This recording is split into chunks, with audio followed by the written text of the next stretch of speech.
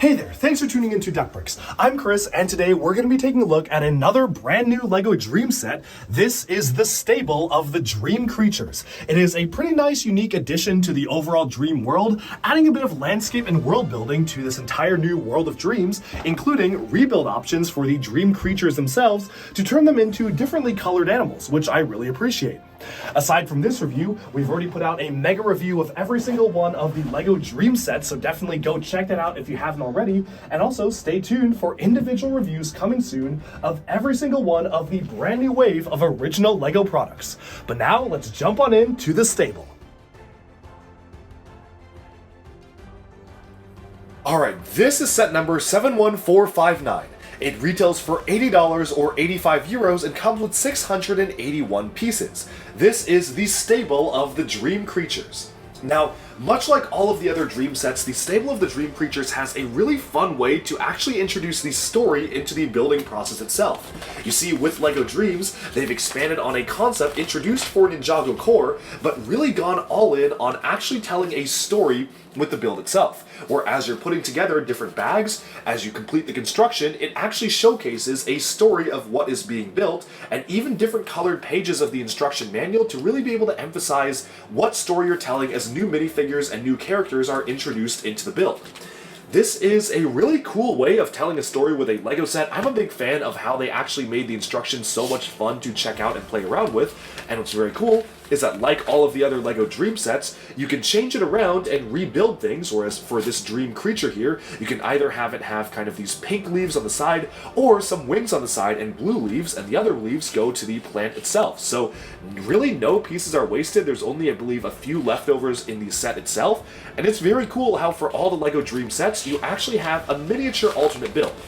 It's not quite as crazy as LEGO Creator 3-in-1, which allows you to completely rebuild the set, but it is different enough that makes you feel like you're just building two different things, and you just have play options, where since the building experience is baked into the play of the set, that makes a lot of sense. But with that, I think it's time to actually move into the set itself. The set comes with 4 minifigures, as well as 3 other side smaller characters. A lot of these minifigures are in casual outfits, because this is just a stable, nobody is going into battle for this particular set. So, for the most part, you have your main cast here, or at least some of the main characters, just without their armor, without their capes, without their weapons, just kind of with the standard configurations here. So, this is a nice new hairpiece for Zoe here. Alternate expression like so. No cape for this one because she's just in a casual outfit for no battle. Same for Izzy. She does not normally have the cloth comma around her, or she does not have the cloth comma that she normally does, or the armor piece, but I still think this is a really cool minifigure with a very nice looking dual molded, transparent satin, opalescent, transparent pink and blue hairpiece, which is one of the coolest new hairpieces that LEGO has come out with in recent years. I mean, this is just so interesting to look at. And finally, we have Cooper here, who does not have his racing helmet, but he just has his normal hair. Does have the belt, which is pretty nice, and he is just in his racing outfit, where you can see 2 different expressions here, one sleeping and one awake. We also have a brand new character for the set. She does appear in 2 of the other sets, so one of the more common ones, but this is a new mold introduced for LEGO Dreamzzz for Mrs. Castillo here, a dual molded brown and kind of light aqua colored torso for an old woman, which is a really interesting character to get. She's utilizing some of the arms with Technic pins on the side introduced for LEGO Super Mario, but in yellow, which I guess makes a lot of sense. I like the way the staff is built with the hourglass and the gem on the top, making it feel extra magical, and you do have 2 different expressions for the character itself. So you have kind of one with the eyes closed and smiling, and the other one with the eyes closed as well, but just kind of a simple smile instead of having her mouth open. Overall, really interesting how they made a completely new mold for this kind of one-off standard character, but I think it's pretty cool that LEGO is introducing different body types, and we can move on. For LEGO Dreamzzz, LEGO introduced a brand new small character figure. This is a little Dreamling, so it's kind of just a mushroom-style character with a cute little face on it and a new print for a mushroom hat. Set comes with 2 of them, which is pretty cool how you get 2 of the different ones, as well as Z-Blob in a humanoid form. Personally, I prefer the form they made for stuff like the Nightmare Shark Ship, where he was a recolored Bionicle Baraki eyepiece, but I think this one works alright. Not a huge fan of Z-Blob having arms and hands because he doesn't really have that in the show, but I guess it makes sense to have as a character to be able to walk around, and the headpiece is reused from LEGO Video. There is one other brick-built character, which is the cat cacti, say that 10 times fast, which is just a really funny creature to get. Obviously you have some articulation with the hands, you can swivel it around. It's just a really cute character that actually appears in this set and one other set as well. Lastly, the Dream creature itself kind of reminds me of LEGO Elves in its construction, kind of being this brick-built fantastical animal. The head is mounted on a mixel joint, so you can see you can move that back and forth. The eyes are actually a specialized new print, so this is not a sticker. You have a new print for the eyes themselves. You can bend the head and really kind of make it look like it's looking down or upwards. Although I do feel like for a stable, it really would have been cool to get two of these, because then you could have more foliage and have one of them pink and one of them blue. Feels like maybe a bit of a missed opportunity there. The legs themselves are super simple, almost too thin. They literally are just mounted on click joints, so not a ton that you can do with it, but I think it just does the job okay for what you're trying to get across. And the back legs can only bend forwards, not backwards, just because of the way they're set up.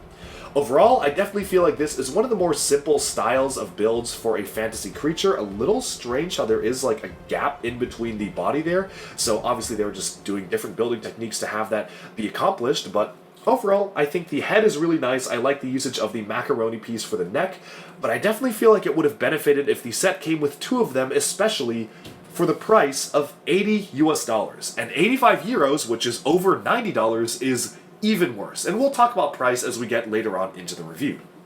Setting aside the creatures though, and we can just take a closer look at the build itself. This build does have a nice little spinning feature, so you can turn a knob at the back to cause the windmill front part to spin. As you rotate the mill, moving on to the back here, you can see kind of like a grain setup right there. So this doesn't really actuate anything, but this is just kind of a realistic style of mill. You just turn the knob on the back to cause that to spin. The exterior is actually really nice. This, again, feels like it is really evoking LEGO Elves in its design. It feels very whimsical and magical as a type of construction, and I do like it because you can use this in a lot of fantasy settings. Of course, you have these large flowers that are blooming on the top here. You've gotten a new color for the specialized new mold of the leaf/jet exhaust piece they introduced for Dreamzzz, which I'm not super sold on. I'm not super fond of this piece.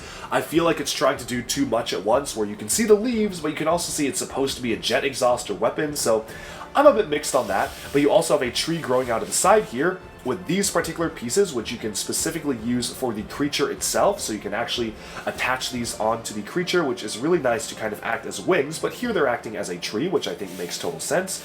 You've got fences going around for the stable itself. There is a stable here, which I guess you're supposed to, I mean, the Dream creature doesn't fit in there, but I guess this is supposed to be for the cat cactus, so you can kind of put that inside here and have that be kind of its own character inside of the stable itself. So I guess there is just a little bit of a spot for that creature itself. And overall, I think the color scheme is actually really solid. One of my favorite things about it is that there's kind of a gradient as you go upwards, whereas the lower roofs are darker orange, then you go upwards to the flame yellowish orange, and then you get this spring colored piece at the top. It makes it feel like it's getting brighter as you move on upwards to the top, which I think is a really nice touch. And they also have introduced a brand new piece for LEGO Dreamzzz, which is this kind of curled piece, which acts as a vine, but also could be like a monkey tail, kind of similar to a large-scale piece LEGO made back in the day for a motorized LEGO Creator monkey set. Moving on to the interior of the build itself, there's actually a good amount of interior space. There is a kitchenette down here, so you have a stove and some pots and pans. You have a lamp there. You've got a little bit of a basket with some scissors inside of it to be able to use to, I guess, trim the hairs of the creatures and whatnot, a broom. You also have a space for seating, so you have a seating area with tea being poured for the characters themselves, and also a bit of a stable with, of course, the quintessential LEGO poo element for the stable itself. Overall, this is an interesting build. I definitely do like the way that it comes together and the way it looks. I think that visually it is certainly a fun set to play around with, and I do like the completely unique types of trees and foliage they've introduced for the set. These are utilizing the crown element from the LEGO Movie 2, which actually does kind of hurt to put on because you need to stack them, so that's pretty sharp on your fingers, but they look pretty good once they're fully built. You've got these flowers that are supersized growing out of the top here, obviously the new tree element here, and then you've got these kind of teal-esque flowers on the side, so a wide variety of different types of foliage. And I like how it does include one of the Dream creatures, but for $80, this does feel pretty rough to me, and I definitely do not feel like it is worth $80. 65, yes. 70, probably. I don't even think I would say 75. I definitely feel like this is one of the sets that maybe was hit by the price increases. I just don't know. $80 is a lot to pay for a set like this, and I'm curious how successful this set will be, given that it is a location-based set without any action or villains integrated in. But that's the thing about LEGO Dreamzzz. I feel like they're trying to target a wide range of consumers and a wide range of different kids and different interests with the sets, where some sets are focused on pure action and battles, other sets like this are more peaceful and focused on landscapes. It's one of the most balanced, or gender-balanced themes that we've ever gotten from LEGO, probably ever. Like, it's the most gender-balanced original theme I think we've ever gotten, which is really cool. I commend LEGO for doing that. I just wish that this... I feel like if they just included one more dream creature, then this would have been worth the $80. But with a stable of the dream creatures, only having one creature, I mean, and I guess a little one right there, I don't even know if that counts as a creature, I feel like it could have benefited from just another type of animal build. That's all I have to say for this set. Thank you so much for tuning in to this quick LEGO Dreamzzz review, and we'll be putting out a lot very soon, so I hope you enjoyed. Alright, and with that, we have summed up our look at the stable of the dream creatures. Let me know down in the comments below, what do you think of the set? Do you like it? Do you dislike it? And what do you think of LEGO Dreamzzz in general? Thanks all so much for tuning into Duckbricks. Be sure to like and subscribe for even more LEGO news, reviews, discussion, and analyses coming away very soon, and bye for now.